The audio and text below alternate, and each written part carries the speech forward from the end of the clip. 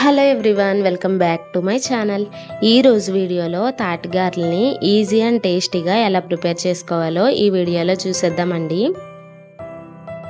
అమ్మ వాళ్ళ ఇంటికి వెళ్ళిన ఫస్ట్ డేనే ఇలా తాటికాయలు అయితే కనిపించాయండి. ప్రాసెస్ తెలిసినా ఇప్పటికొచ్చి ఎప్పుడు ప్రిపేర్ చేయలేదు. సరే ఇప్పుడు ప్రిపేర్ చేద్దాం కదా అని స్టార్ట్ చేశాను. ఫస్ట్ది ఇలా సపరేట్ చేయడానికి చాలా కష్టంగా అనిపించింది, కానీ రెండవది అయితే చాలా ఈజీగా సపరేట్ అయ్యింది, చాలా నీట్గా సపరేట్ అయ్యింది. ఇవి హెల్త్కి కూడా చాలా మంచివి. అమ్మ ఎప్పుడు చెప్తూ ఉంటుందన్నమాట, పిండి పంటలు లేనివి హెల్త్కి చాలా మంచిది అని. ఇప్పుడు వీటికి పైన లేయర్ని చాలా నీట్గా తీసేయాలి, బ్లాక్ కలర్ ఏమీ లేకుండా. అలా చేయడం వల్ల గుజ్జు అనేది చాలా నీట్గా వస్తుంది. ప్రతి కాయలోని 3 కళ్ళు ఉంటాయన్నమాట. ఇవి ఎండాకాలంలో వర్షాకాలంలో కూడా దొరుకుతాయి. ఇవి వాటి గుజ్జు తీయడానికి 3-4 పద్ధతులు ఉన్నాయండి, కానీ నాకు ఈ పద్ధతి కొంచెం బాగా అనిపించి ఈ విధంగా ట్రై చేస్తున్నాను. ఇలా చేయడం వల్ల ఓన్లీ గుజ్జు మాత్రమే వస్తుంది, పీచు అనేది ఏముండదు, చాలా నీట్గా వస్తున్నాయి. అందుకనే ఈ విధంగా స్టార్ట్ చేశాను, కానీ చాలా టైం పడుతుందండి దీనికైతే. నాకు ఇలా చేయడానికి 1 అవర్ పట్టింది, ఈ మొత్తం గుజ్జుని సపరేట్ చేయడానికి. ఈ విధంగా నీట్గా అయితే గుజ్జు అయితే వచ్చింది. ఈ 2 తాటికాయలకి నాకు 1/2 కిలో బెల్లం కుంది వరకు పట్టిందండి. స్వీట్నెస్ సరిపోయింది. ఇలా మొత్తం బెల్లాన్ని అందులో ఒకసారి కలిపేయాలి. ఉండలేమన్నా ఉంటే చిన్న చిన్నవి అందులోనే మనం బాగా కరిగించేయాలి. ఇప్పుడు ఇలా కలిపిన దాంట్లో నేను చూపిస్తున్న చిన్న గిన్నెతో ఒక 4 కప్పుల వరకు తెల్ల ఉప్మా రవ్వను అయితే యాడ్ చేసుకున్నాను. నేను సపరేట్గా అయితే వేసుకుంటున్నానండి. అలా వేస్తే ఉండలేమి లేకుండా నీట్గా కలుస్తుంది కదా అన్న ఉద్దేశంతో అయితే అలా వేసుకుంటున్నాను. దీని కన్సిస్టెన్సీ అనేది మనం రెగ్యులర్గా వేసుకునే గారెల కన్సిస్టెన్సీ ఎలా ఉంటుంది, కొంచెం గట్టిగా అలానే ఉండాలి. అలా ఉండేలా కలుపుకోవాలన్నమాట. ఇలా మొత్తాన్ని కలుపుకున్న తర్వాత ఇందులో 1 టేబుల్ స్పూన్ వరకు ఇలాచీ పౌడర్ని యాడ్ చేసుకుంటున్నాను ఫ్లేవర్ కోసం. ఇప్పుడు ఈ మొత్తాన్ని బాగా కలిపి పక్కన పెట్టేసుకోవాలండి. ఇప్పుడు స్టవ్ ఆన్ చేసి ప్యాన్ పెట్టి అందులో ఆయిల్ని అయితే వేసుకొని ఆయిల్ బాగా హీట్ అవనివ్వాలి.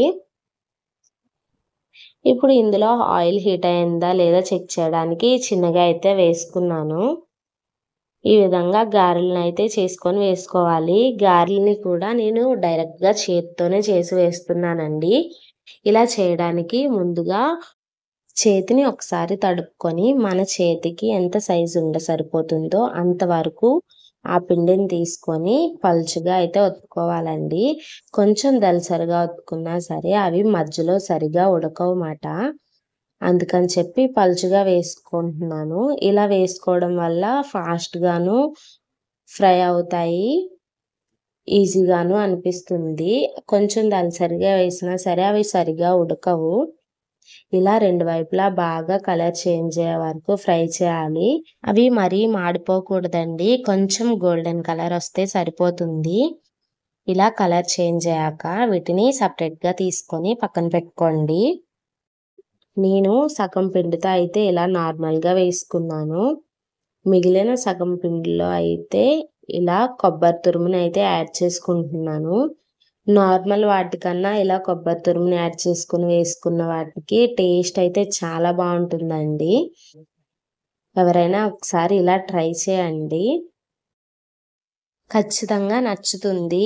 ఇవి అన్ని సీజన్లోనూ దొరకవు, కాబట్టి దొరికినప్పుడు కంపల్సరీ ట్రై చేయండి. హెల్త్కి కూడా చాలా మంచిది.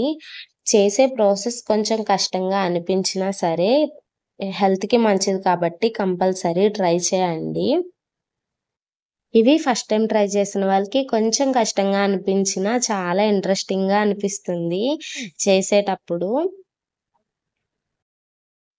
ఈ గారెలు ఇలా చేతితో ఒత్తుకోవడం కొంచెం కష్టంగా అనిపిస్తే వీటికి కూడా చాలా రకాలుగా మనం ట్రై చేయొచ్చండి. అలా కూడా ట్రై చేసి వేసుకోవచ్చు, కానీ ఏంటంటే కొంచెం పలుచగానే వేసుకోవాలి, అప్పుడే లోపల వరకు కుక్ అవుతుంది. ఇవి కూడా 2 వైపులు బాగా కలర్ చేంజ్ అయ్యే వరకు ఫ్రై చేయాలండి. ఈ విధంగా ఫ్రై చేసిన తర్వాత వీటిని కూడా సెపరేట్‌గా తీసి పక్కన పెట్టుకోండి.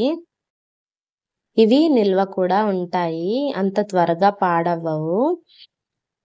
ఇలా వీటిని సెపరేట్‌గా తీసి పక్కన పెట్టేసుకోండి. అంతేనండి, తాటిగారెలయితే రెడీ అయిపోయాయి. నార్మల్ వాటికంటే కొబ్బరి తాటిగారెలు టేస్ట్ చాలా బావుంటుంది. తప్పకుండా ఇలా ట్రై చేయండి. వీడియో నచ్చితే లైక్ చేయండి. ఛానెల్‌ని సబ్స్క్రైబ్ చేసుకోండి. Bye bye.